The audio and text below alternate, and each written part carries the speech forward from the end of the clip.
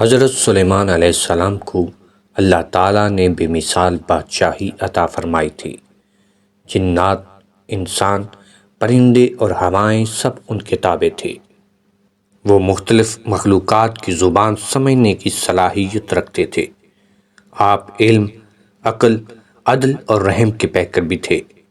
حضرت سلیمان علیہ السلام ایک روز اپنے لشکر کے ساتھ کسی مہم پر جا رہے تھے کہ ان کے لشکر میں انسان، جن اور پرندے سب شامل تھے۔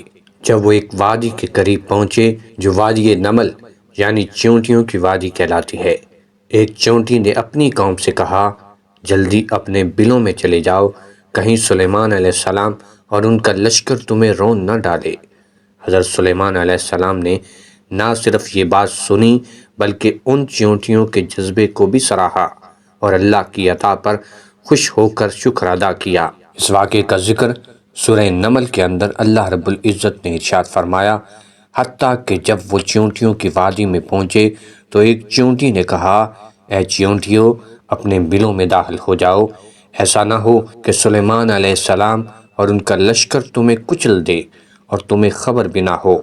جب حضرت سلیمان علیہ السلام نے چیونٹیوں کی بات سنی تو مسکرائے اور اللہ کا شکر ادا کیا۔ اس واقعے سے ہمیں سبق ملتا ہے، اللہ کے نبیوں کو علم لدنی حاصل ہوتا ہے۔